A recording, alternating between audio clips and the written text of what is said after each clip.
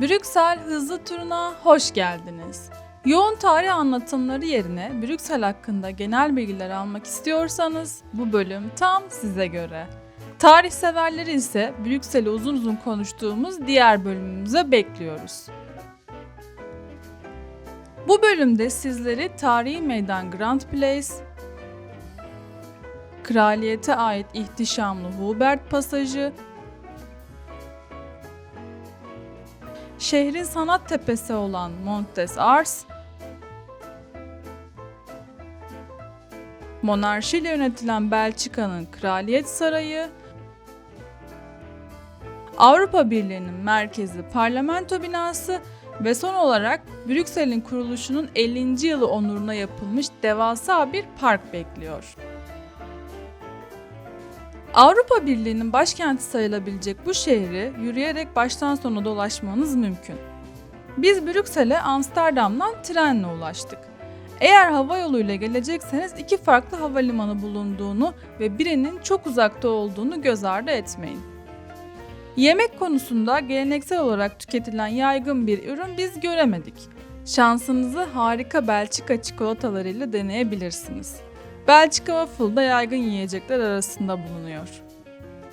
Bizim için bu şehri farklı kılan sanırım Avrupa Birliği'nde yer alan müzeyi gezmek oldu. Hazırsanız başlıyoruz.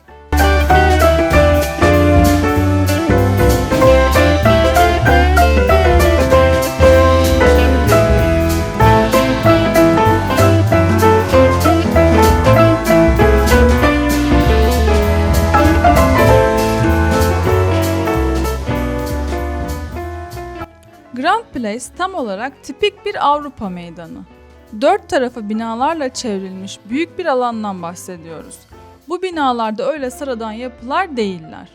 Bugünlerde belediye binası olarak kullanılan tarihi gotik yapı ile loncalara ait dış cepheleri aşırı süslü birçok yapıdan bahsediyoruz. Bu binalar geçmişte loncaların yaptırdığı binalarmış. Esnaf odaları gibi düşünebilirsiniz. Fakat biraz daha estetiği tabii ki. Dünyanın en güzel meydanlarından biri kabul edilen Grand Place'in dış cephe süslemeleri Fransız mimarisinden esintiler sunan gotik ve barok örneklerle yapılmış. Fransız mimarisi de nereden çıktı derseniz sizleri Brüksel uzun bölümüne bekleriz. Brüksel, bugün olduğu kadar geçtiğimiz yüzyıllarda da oldukça popüler bir şehirdi. Karl Marx'ın ve Victor Hugo'nun bazı eserlerini Grand Place'te kaldıkları zamanlarda yazdıkları düşünülüyor. Bizim muhakkak gidin dememizin bir önemi yok. Brüksel'de tüm yolların Grand Place'e çıktığını siz de göreceksiniz. Önümüzdeki yapı gotik mimarinin tipik bir örneği. Brüksel'in her yerinden görebileceğiniz kulesi ve dış cephesini süsleyen düzinelerce heykel ile belediye binası Grand Place'te ilk fark edeceğiniz yapıdır. Bina bugün belediye başkanlığı olarak kullanımda. Binanın duvarlarında görmüş olduğunuz heykeller ise azizler ve soylulara ait. İçerisinde sergi alanlarının da bulunduğu binayı ziyaret etmek size kalmış. Gezecek daha çok yer var. Brüksel Belediye Binası'nın tam karşısında bugünlerde şehir müzesi olarak kullanılan tarihi gotik yapı bulunuyor. Brüksel'in ünlü Manneken Pis yani işeyen çocuk heykelinin aslında burada görebiliyorsunuz. Müzenin amacı Brüksel'in tarihini, kültürünü anlatmak. Kesin gitmeniz lazım diyemeyiz ama vaktiniz varsa bu müzeyi de değerlendirebilirsiniz. Brüksel'in koruyucu azizlerine adanmış gotik bir kilisenin önündeyiz. Bu kilisenin yapımı 11. yüzyıldan 16. yüzyıla kadar toplamda 500 yıl sürmüş. Yapı, kraliyet ailesinin de düğün ve cenazelerine ev sahipliği yapıyor.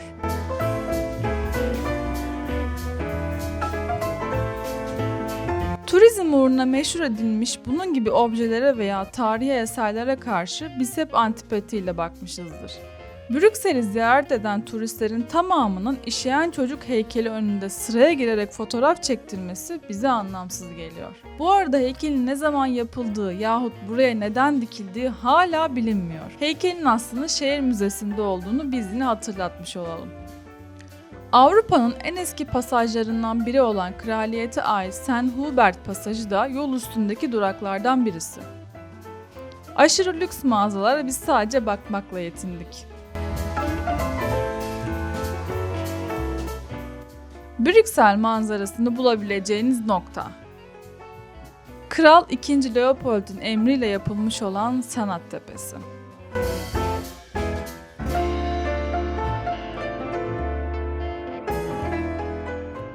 Belçika tarihi, Fransa ile ilişkilerini ve Hollanda ile ayrılma süreçlerini Brüksel uzun bölümünde anlattık. Bu sebeple bu bölümde Brüksel'in kraliyet tarihine hiç girmiyoruz. Bulunduğumuz mekan bir zamanlar Belçika Kraliyeti'nin sarayı olarak kullanılıyormuş. Binanın önünde Godfrey de Bouillon'un heykeli var. Kendisi 1. Haçlı Seferi'nin önemli simalarındandır. Kudüs'ün düşmesi sonrasında kurulmuş olan Haçlı Krallığı'nın da ilk kralı seçilmiştir. Peki Godfrey de Bouillon'un Belçika Kraliyet Sarayı önünde neden bir heykeli bulunuyor?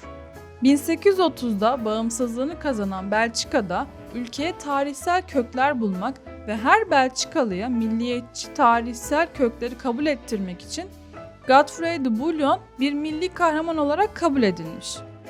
Bu milliyetçilik akımları doğrultusunda Kraliyet Meydanı'na 1848 yılında Godfrey de Bouillon'un bronzdan atlı bir heykeli yaptırılmış.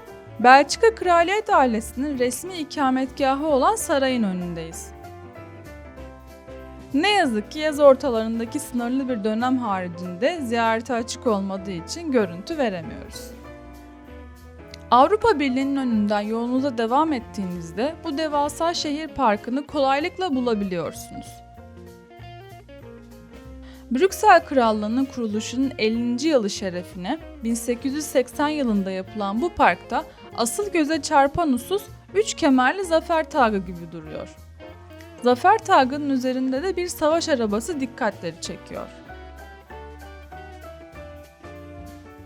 Ayrıca parkın içerisinde Sanat ve Tarihi Müzesi, Autoworld Otomobil Müzesi ve Kraliyet Askeri Müzesi bulunuyor. Brüksel'de son durağımız olan Avrupa Birliği'ndeyiz. Bizim için Brüksel gezisinin en farklı ve merak uyandıran anıları da Avrupa Birliği'ne ait oldu. Avrupa Birliği ve felsefesi hakkında Brüksel bölümümüzde uzun uzun konuştuğumuz için burada tekrar anlatmıyoruz. Meraklıları uzun bölüme tabii ki bekliyoruz. Avrupa Birliği'nin merkezinde başlıca gezilecek alan olarak bir müze bulunuyor. Zaman zaman parlamento binasında geziler düzenleniyormuş. Bizim ziyaret ettiğimiz gün için böyle bir imkanımız olmadı. Müze içerisinde ise kronolojik bir sırayla Avrupa Birliği'ne giden süreç anlatılmış. Müze, Avrupalılık yahut Batılılık kavramına katkıda bulunmuş önemli tarihçi, yazar, düşünürler hakkında bilgi vererek bizleri karşılıyor. Müzenin devamında ise detaylı bir şekilde 2. Dünya Savaşı sonrasında Avrupa'da yaşanmış önemli olaylar ve Avrupa Birliği'ne giden süreç anlatılmış. Biz müzeyi oldukça başarılı bulduk. Genellikle Brüksel gezileri için popüler bir nokta değil, fakat Avrupa'yı anlamak için bu müzeye gelmenizin şart olduğunu düşünüyoruz. Bu arada Brüksel hakkında ek bir bilgi. Bu şehir aynı zamanda bir çizgi roman şehri. Tintin, Asterix, Red Kit, Şirinler hep Belçikalı çizerlerin ellerinden çıkma eserlerdir. İlginiz varsa çizgi roman müzelerine de uğrayabilirsiniz. Bu şekilde Brüksel hızlı tur bölümümüzü tamamlamış olduk.